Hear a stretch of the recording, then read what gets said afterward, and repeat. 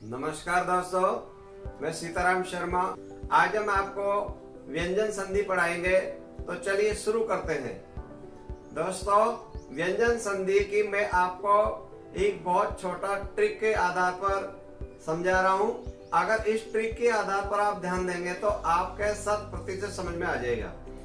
तरीका यह है कि कोई भी मान लीजिए विच्छेद आ जाता है व्यंजन संधि का, तो उसको हम कैसे पहचानते हैं, उस पहचानने का पहले तरीका समझा रहा हूँ। वो तरीका यह है कि जो भी ये धन होता है विच्छेद का, इससे पहले हमेशा 100% व्यंजन रहता है। यानी प्लस से पहले जो भी वर्ण रहेगा वहां पर हलंत लगा रहेगा, तो वहां हमेशा व्यंजन संधि होती है। जबकि स्वर संधि होती है वहां प्लस से पहले कोई हलंत का प्रयोग नहीं किया जाता है। तो ये जो धन है इससे पहले भी व्यंजन रहेगा और धन के बाद में स्वर भी आ सकता है और व्यंजन भी आ सकता है। ये इसकी पहचान है। तो इसकी परिभाषा हो जाती है व्यंजन से व्यंजन है या व्यंजन से स्वर है, वह व्यंजन संधि होती है। और भी परिभाषा हो जाती है दो या दो से अधिक व्यंजनों के मेल को व्यंजन संधि कहते हैं। तो ये जो धन होता है प्लस होता है, इसके बाद में स्वर भी आ सकता है और व्यंजन भी। अगर स्वर से अर्थ निकल जाता है जब तो स्वर लगा दीजिए, और अगर व्यंजन से अर्थ निकल जाता है तो व्यंजन लगा दीजिए। एक तो ये ध्यान देंगे। दूसरी बात, आपको दो बातें और ध्यान देनी है। क्या ध्यान देना है? पहला वाला जो व्यंजन संधि का तरीका होता है, व्यंजन संधि के प्रकार में पहला तरीका यह है कि जो विच्छेद होता है वहां हमेशा अपने वर्ग का प्रथम वर्ण होता है। यानी एक वर्ग में 5 वर्ण होते हैं, क, ख, ग, घ, अण। तो यानी जो पहला वाला होता है क वर्ग आ गया, च वर्ग, ट वर्ग, त वर्ग और प वर्ग। हमेशा विच्छेद में पहला वाला वर्ण रहेगा और संधि बनाते समय अपने ही वर्ग का तीसरा वाला वर्ण हो जाता है। जैसे क, यानी विच्छेद में क है तो ग बना दीजिए, च है तो ज बना दीजिए, ट है तो ड बना दीजिए, त है तो द बना दो और प है तो ब बना दीजिए। और अगर मान लीजिए संधि शब्द होता है, वहां पर अपने ही वर्ग का तीसरा वाला वर्ण होता है। यानी ग आ गया तो ग का क बना दो, ज आ गया तो च बना दो, ड आ गया तो ट बना दो, त आ गया तो त बना दो और ब आ गया तो प बना दीजिए। ये आपको ध्यान देना है। तो जो प्रथम वर्ण होता है वो तो हमेशा विच्छेद में आता है, ये वाला प्रथम वर्ण होगा। ये कचट तप हो गया। और ये हमेशा संधि शब्द में तीसरा वाला वर्ण होता है ग, ज, ड, द, ब। ये आपको पहचान देनी है। अगर मान लीजिए तीसरा तरीका होता है, एक ही संधि शब्द में अगर दो वर्ण एक साथ आ जाते, एक आधा और एक पूरा, तो पहला बदलता है, दूसरा ज्यों का त्यों रहेगा। जैसे मान लीजिए दो ग आ जाए, दो ज, दो ड, दो द या दो ब आ जाता है, तो पहला बदलता है, दूसरा ज्यों का त्यों रहता है। ये प्रत्येक व्यंजन संधि में ये तरीका आपको याद देना है। अब देखो यहाँ पर जैसे आ जाता है, ये संधि शब्द है। जैसे आ गया दिग्गज आ गया, तो यहाँ पर देखो दो के आ गया, तो ये संधि शब्द है। तो संधि शब्द में वर्ग का तीसरा वाला वर्ण आता है, तो तीसरा है जो विच्छेद करेंगे वो पहले में बदल जाएगा। तो यहाँ पर जो ग है वो किस में बदलेगा? क में। तो हम यहाँ पर इसका विच्छेद कर देते, तो अपन ने ये द लिख दिया।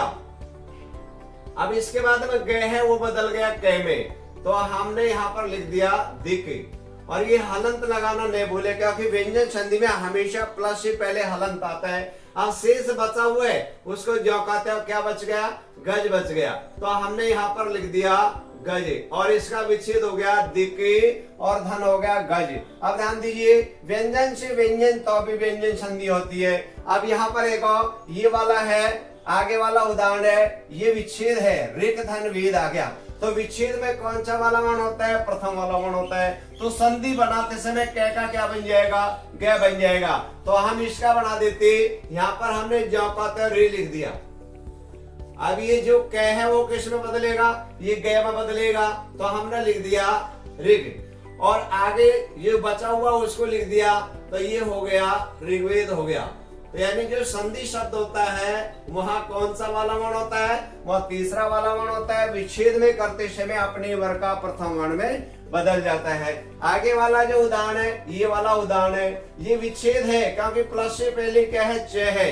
यानी च है तो संधि बनाते समय च का क्या बन जाएगा? ज बन जाएगा। तो हम यहाँ पर लिख देते रि ज्यों का त्यों लिख दिया। अब ये च है वो किस में बदल गया? ज में लिख दिया, तो हमने ज लिख दिया। और जे में ए मिल गया और ऊपर बिंदी और ये भी लगा दिया और ये तय है तो हमने भी ये तय लिख दिया। तो ये क्या बन गया, ऋजंत बन गया। अब देखो ऋच का अर्थ होता है रचना करना, यानी ऐसी रचना जो समापन हो चुकी है लिखते समय, वो होता है ऋजंत होता है। आगे वाला ये उदाहरण है संधि का है, क्यों, आगे यहाँ पर विच्छेद का चिन्ह नहीं है, तो यानी संधि शब्द में तीसरा वाला वर्ण होगा तो संधि का ज है वो किस में बदलेगा, च में बदल जाएगा। तो यहाँ पर हम ए ज्यों का त्यों लिख देते हैं और ये ज है वो किस में बदल गया, च में बदल गया, तो हमने यहाँ पर च लिख दिया और हलंत लगा दिया। अब इसके बाद में देखो ज में क्या मिला हुआ है, ए मिला हुआ है, तो हमने ए लगा दिया और ए के ऊपर बिंदी है तो हमने बिंदी लगा दी और इसके बाद में तय है तो ये हो गया अचि और धन हो गया, अंत हो गया। तो यानी हमेशा देखो व्यंजन से स्वर यानी व्यंजन से स्वर तो भी व्यंजन संधि होती है और यहाँ पर अगर व्यंजन से व्यंजन तो भी व्यंजन संधि होती है। आगे वाला उदाहरण है सट धन दर्शन है, ये क्या हो गया भाई, विच्छेद है, तो ये वाला टे वाला वर्ण आ गया, यानी विच्छेद में पहला वाला वर्ण होता है, तो संधि बनाते समय अपने वर्ग का तीसरा करना है, तो टे का क्या हो जाएगा, डे हो जाएगा, तो हम लिख देते हैं यहाँ पर से लिख दिया। अब इसके बाद में जो टे है वो किस में बदल गया, डे में बदल गया है और शेष बचा दर्शन है उसको जौ का ते लिख दिया, तो ये क्या बन गया भाई, सट दर्शन बन गया।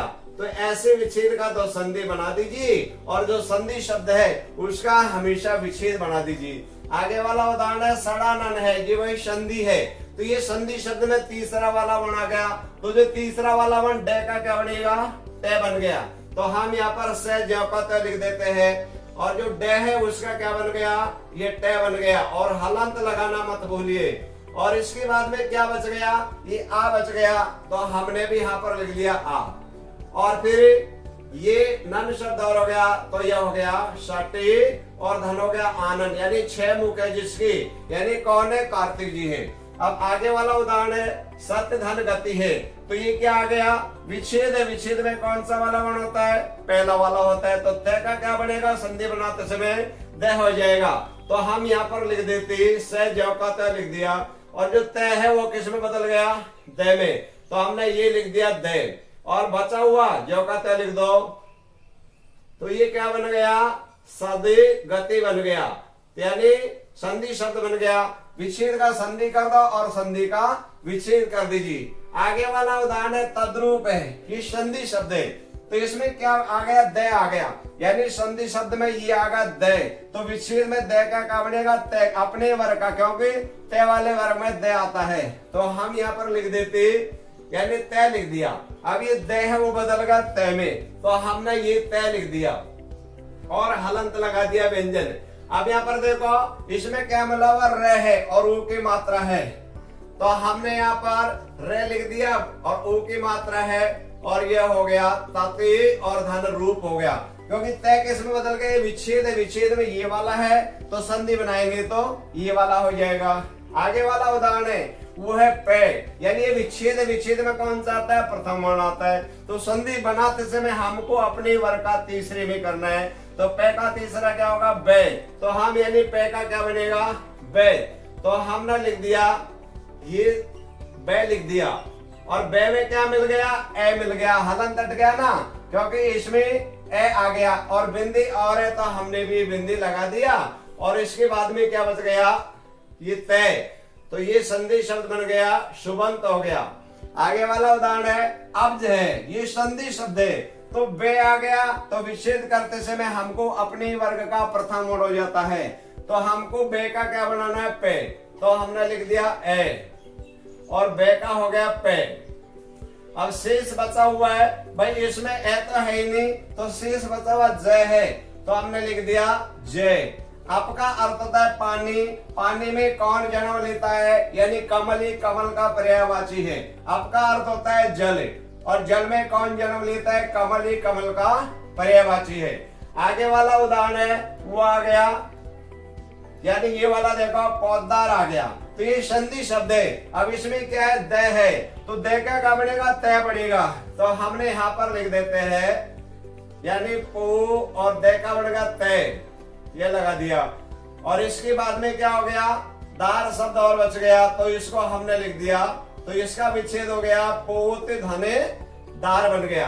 अब आगे वाला उदाहरण देखो, वाग्देवी है, ये संधि शब्द है, तो संधि शब्द में अपने वर्ग का पहला वाला रहता है, तीसरा वाला ये ध्यान देंगे क्योंकि संधि शब्द में अपने वर्ग का तीसरा वाला वर्ण होता है। तो तीसरा वाला कौन है? ग है। तो विच्छेद करते में अपने वर्ग का प्रथम कौन हो जाएगा? क हो जाएगा। तो हम यहाँ पर लिख देते हैं, ये जो कहते हैं वह लिख दिया, ये ग है उसका बन गया क बन गया, और शेष बचा हुआ क्या हो गया? ये देवी शब्द और है, तो अपन ने भी यहाँ पर लिख दिया देवी लिख दिया, क्योंकि वाणी की देवी कौन होती है? सरस्वती होती है। आगे वाला उदाहरण है दिक धन दर्शन है, ये विच्छेद है, तो विच्छेद में कौन सा वाला वर्ण होगा? क्या आ गया, तो भाई संधि बनाएंगे, कौन सा बन जाएगा? अपने वर्ग का तीसरा गे। तो हम यहाँ पर लिख देते हैं, ये दी जौका तो लिख दिया, कै का बन गया गे, और ये बचा हुआ जौका तो लिख देंगे दर्शन, तो ये क्या बन गया? दिक दर्शन हो गया। आगे वाला उदाहरण है षडंग है, ये संधि शब्द है, तो संधि शब्द में तीसरा वाला ड आ गया, तो विच्छेद कर में ड का बनेगा ट, तो हम यह लिख देते हैं, ये लिख दिया अपन ने से, अब यानी ड का बन गया ट, हमने यहाँ पर लगा दिया हलंत, और इसके बाद में ड में मिला हुआ है ए, तो हमने यहाँ पर ए ले लिया, ए में ऊपर को बिंदी है, हमने बिंदी ले लिया है, और इसके बाद में ग है, तो ये हो गया षट धन अंग, यानी 6 अंग है, जिसकी ये वाला होता है वो कामदेव है। आगे वाला उदाहरण है जगत धन अंबा है, तो ये विच्छेद है, तो विच्छेद में आएगा तय, पहला वाला वर्ण, तो तय का क्या बनेगा? द, तो हम लिख देते, ये जय लिख दिया, इसके बाद में ग लिख दिया, और तय का बन गया द, और द में मिल गया ए, ऊपर को बिंदी लगा दी, और शेष बच गया ये, तो इसका जो संधि शब्द बन गया जगदम्बा। अब ध्यान दीजिए, अगर मान लीजिए बिल्कुल अनभिज्ञ तरह से करें, भाई जय भी आ गया, ग भी आ गया, द भी आ गया, भाई जय भी आ गया, ग भी आ गया, और द भी आ गया। अगर मान लीजिए प्रारंभ से करते, यानी जय का च बनेगा च प्लस गदम्बा, बिल्कुल गलत हो जाएगा ना। तो विच्छेद कहाँ होता है?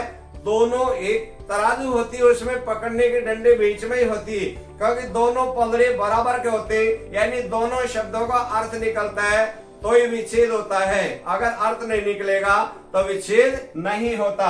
आगे वाला उदाहरण है जगदीश आ गया, तो यहाँ पर दया आ गया, तो इसका हो गया जगती, क्योंकि द है, द का बन गया तय, और शेष बच गया ई है, तो यहाँ पर ई लगा दिया, और ये बच गया ईश हो गया।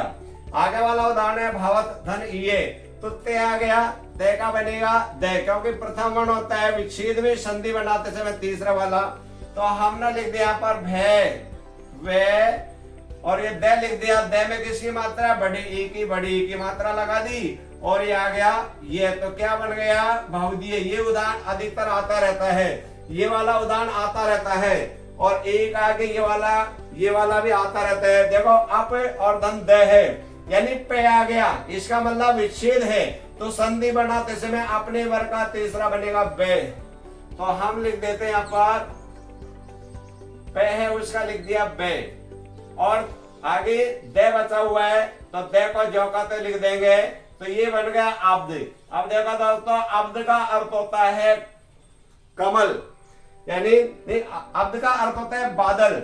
देखो अब का अर्थ होता है पानी, पानी कौन देता है? यानी बादल, ये बादल का पर्यायवाची है। ये उदाहरण भी बहुत मोस्ट है, अनेक बार कंपटीशन एग्जाम में आता रहता है। कुल मिला के आपको ये ध्यान देनी है कि संधि शब्द में हमेशा तीसरा वाला वर्ण होता है, और विच्छेद करते समय अपने वर्ग का पहला वाला वर्ण कर दिया जाता है।